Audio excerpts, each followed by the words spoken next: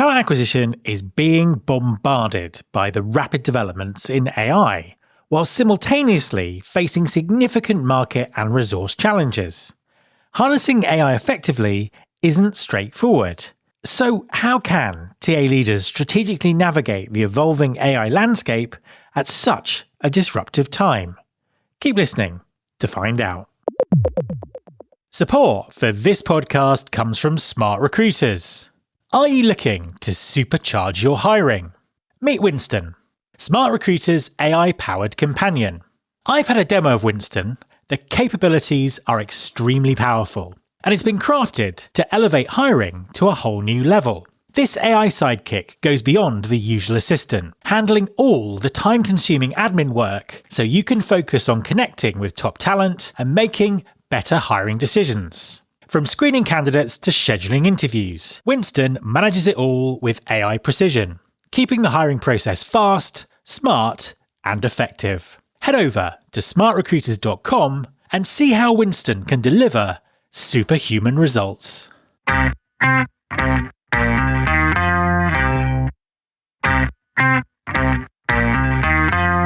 is my show.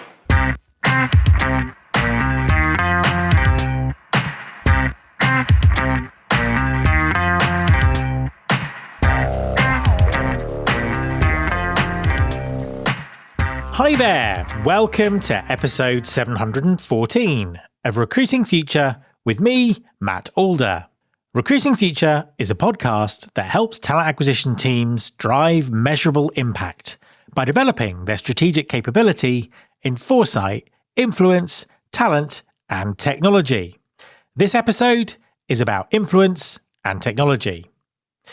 Talent acquisition leaders are navigating a uniquely challenging period, juggling rapid advancements in AI with ongoing operational demands. The opportunity to automate routine tasks is clear, but the real challenge is determining where AI ends and human intervention begins. With AI technologies rapidly reshaping the recruiting landscape, how can employers ensure they develop AI strategically rather than superficially? My guest this week is Chris Riesch-Weber, VP Business Intelligence and Analytics at Smart Recruiters. Chris shares valuable insights into defining clear outcomes for AI deployment, experimenting effectively, and building genuine trust with technology vendors. Hi, Chris, and welcome to the podcast. Thank you, Matt. Great to be here. A pleasure to have you on the show. Please, could you introduce yourself and tell everyone what you do? Yeah, absolutely. So I'm Chris Riesch-Weber. I am a recruiter turned tech consultant in the ATS and CRM space, and then somehow found myself on the vendor side of the fence with Smart Recruiters, which is where I am now. And after several roles here, I now am leading the business intelligence team. So my teams are the ones that do all the clever stuff to figure out how our customers are using the product, what needs to come next, where lots of interesting data points to go and uncover and find out where we've got some cool stories to tell and what feedback to give our product teams on where we might need to go next. Fantastic. So you're the perfect person to answer this next question then, which is what kind of challenges are you seeing in TA at the moment? And what's the sort of the real world impact of them for the employers that you work with or employers that you're aware of?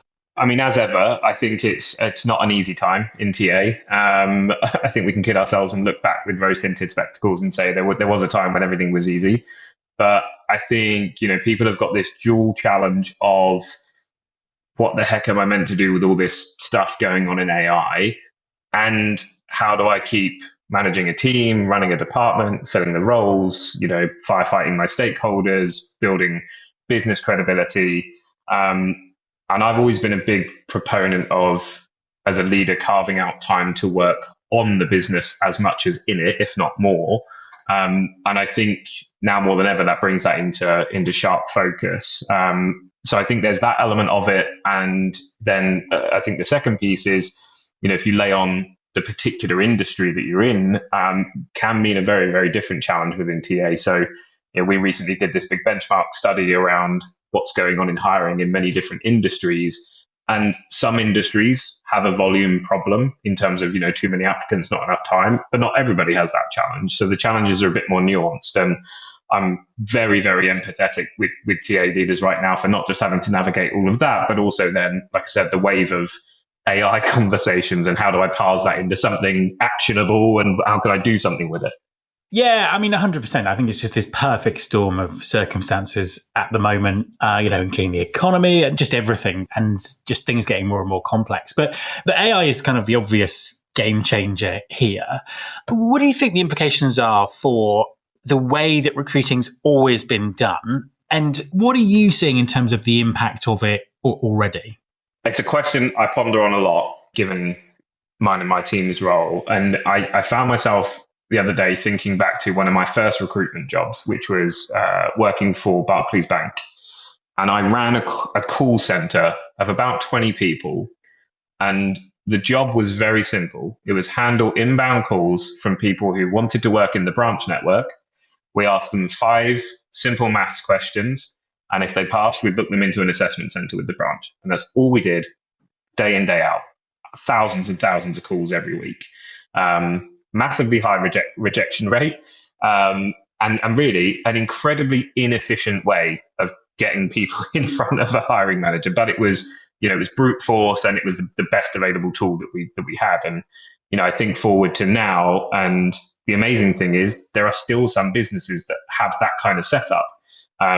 If you think about the breadth of tools that are available now, there's so much more available, but there are still people who operate in that kind of way. So I think that, the general principle and general processes that we follow in recruitment haven't necessarily fundamentally changed. And whether they will or not remains to be seen. I think a large part of it will still remain, the same kind of steps.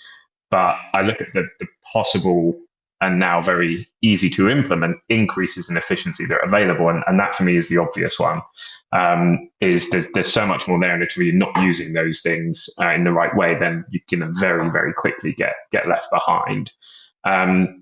So I think we're seeing a bit of a widening gulf in the haves and have-nots in terms of, ability to execute really, really well on a process. And I think, you and I had a conversation about this, a couple of weeks ago, after your LinkedIn post about what's going to happen to the number of recruiters. And I think we like to tell ourselves that we're not under threat as much as we think we are, and that everything's going to be okay. The answer is none of us really know.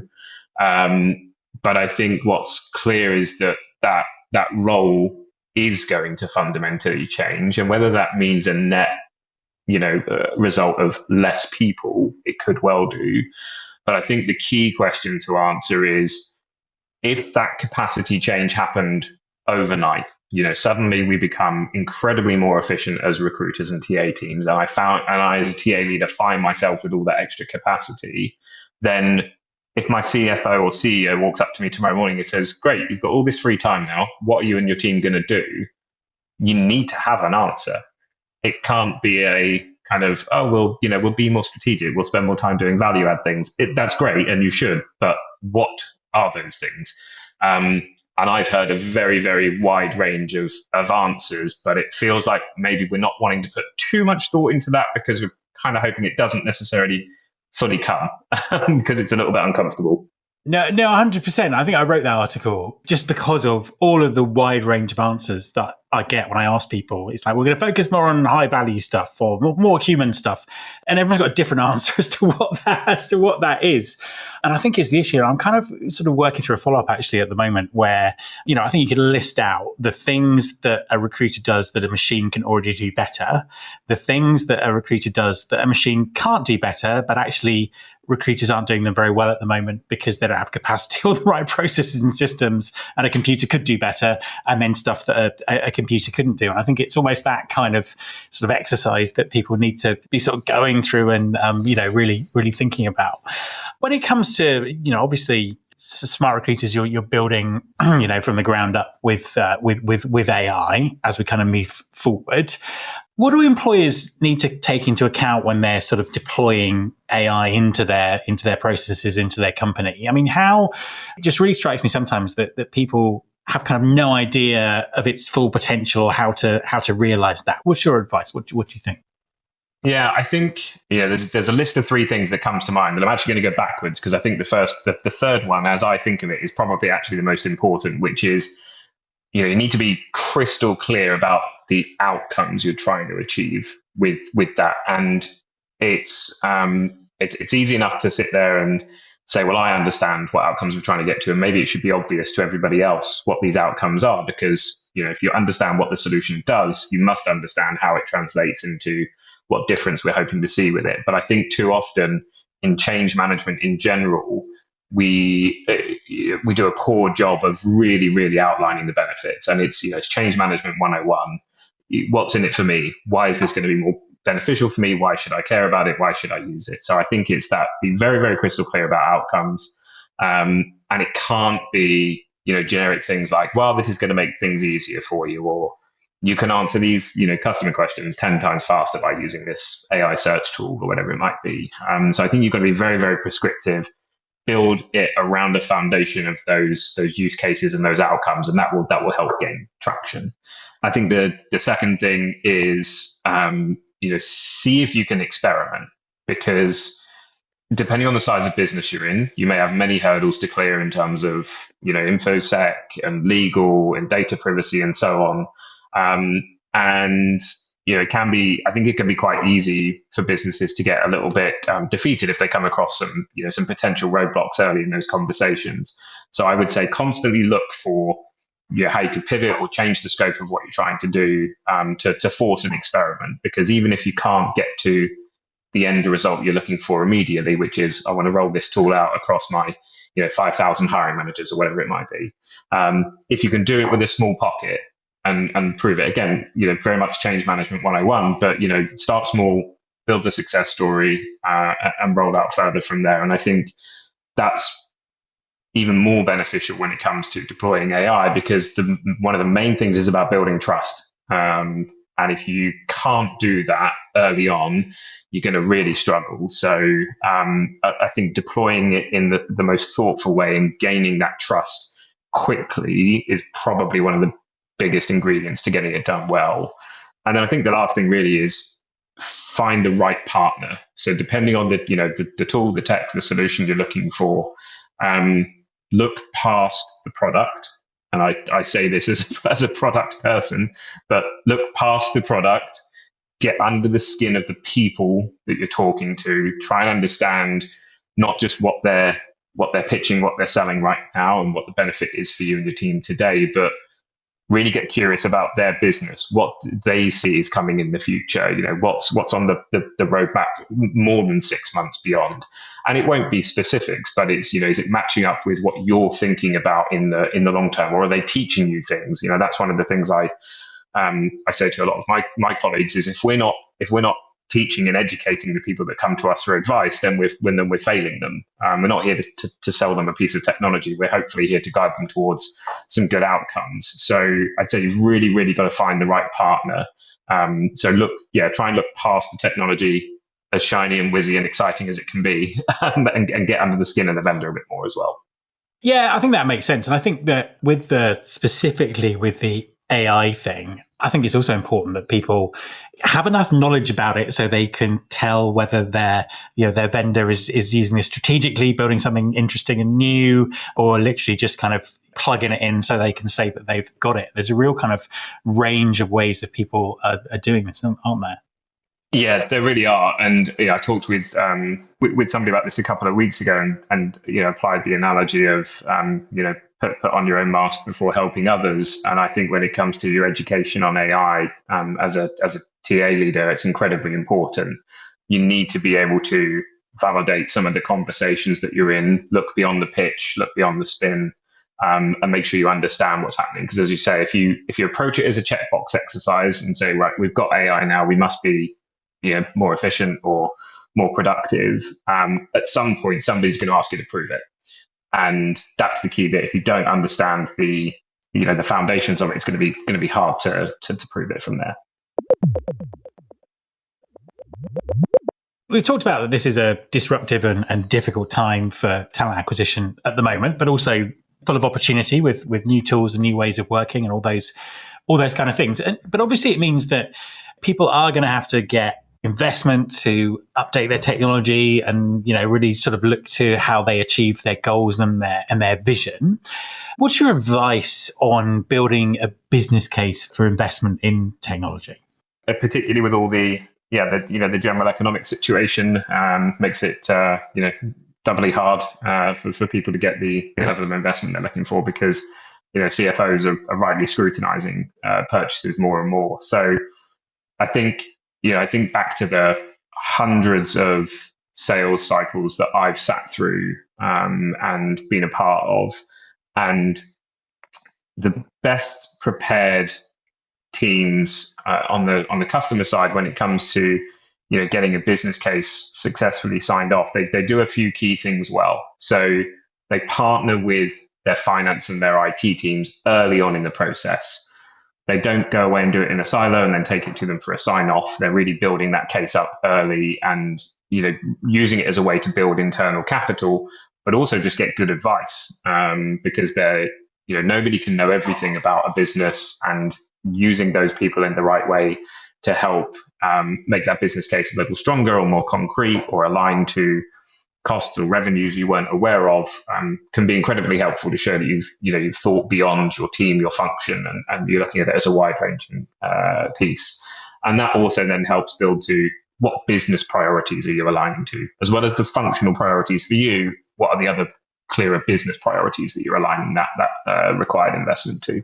Absolutely. I mean, that makes perfect sense. Going back to the kind of the sort of recruiting evolution and everything that's kind of going on, what do you think the current split between humans and machines should currently look like? I mean, obviously, this is something that's continuing to evolve, will continue to evolve over time, but where do you think people should be right now?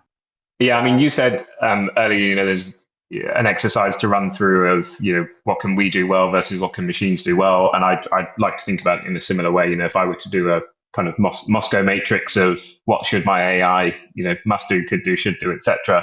That's an interesting exercise to go through. I think at a general level, my answer, the way I think about it, is the optimal split is probably something akin to the machine doing a little bit more than I'm actually comfortable with. So I need to be challenging my own perception of what's possible and seeing if we can take things a little bit further. To your point, the basics of it automating my easy tasks should just be a no-brainer. Taking meeting notes, scheduling follow-ups, etc. That should just be happening right now anyway. Then my next thought moves on to how can I get it to do more of the heavy lifting when it comes to my more complicated tasks, rather than bifurcating that as a pure, the machine does the easy tasks, the human does the hard ones. It can still help me in a massive way with my more complicated tasks as well. And I think, through the lens of a recruiter or a hiring manager, then interview scheduling, job description generation, all of those, quote, easy but heavy lift tasks absolutely should just be given to the machines to do for the most part. And then you have the human element on top of that to finesse it and provide the context and so on. But I would say that the optimal split is probably just, if you're not feeling uncomfortable with it, then maybe it's not optimal just yet. Yeah, I think that's a really good point. I think that bit about, the obvious automation, but then the augmentation bit and actually defining what that looks like is probably important. And I guess, and this probably leads into my next question, actually, we'll be at a point where there's a third category, which is the things that AI can do that sort of change the process or that humans could never do, that makes us think completely differently about recruiting. So on that note, my final question is, what does come next? What do you think we might be talking about in 2 years' time, say? Let's see if this ages well. It's always difficult to make predictions, and I say this as a data leader, making predictions is incredibly difficult, even with all the data and context in the world. I think in the recruiting tech space, particularly, I think we're going to see AI give rise to some interesting consolidation, because I think we're going to see very quickly those providers that maybe don't have the right infrastructure or otherwise to build on top. They're going to be doing their best to keep up and potentially just won't be fast enough. So I think we'll see some interesting changes in the landscape of vendors available in the market and who they align with. So we'll see where that goes. As recruiting in general, my prediction is we probably see the biggest positive shift in the presence and capabilities of hiring managers in the recruiting process than we ever have. And this is a view that I think Adam Gordon and I share. I've seen a lot of his writing on it recently. I think as recruiters, and I say this with love, having been one for a long time myself, we're very fond of saying how much of a nightmare it is if managers do self-service more. And we've all got the horror stories of somebody who wrote a terrible job advert or asked the wrong interview question and we needed to gatekeep it for them. But I don't think having a human backstop is a good long-term answer. So I think we need to give our hiring managers and our stakeholders way more credit. We also need to give them far better tools and capabilities. And I think then that will really increase their ability to play a big part in the recruiting process. So I think the role of the hiring manager as a recruiter goes up an awful lot more in the immediate future. And I think nowhere is that more obvious than the fact that one thing that you get with everything that's coming with AI is the ability to really embed all of this into their general flow of work. You don't necessarily need to pull them into a specialist platform. We have customers who are making a lot of recruiting actions available through Slack and through Teams and the other tools that managers do day to day. So they can perfectly achieve the outcomes they're looking for using our technology, even though they never touch it. And that level of, it being used outside the platform or, through an adaptive UI, whatever that might look like, I think that will be a big piece in the next, 12 to 24 months. And then I think the only other thing that I feel like we've been talking about as an industry for a long time, but still haven't quite cracked is, skills-based hiring. I don't necessarily think it will have solved in the next couple of years, but I think what will have changed is how we transact and how we operate as part of recruiting will have changed significantly, and that may well send the skills-based hiring conversation into a slightly different direction.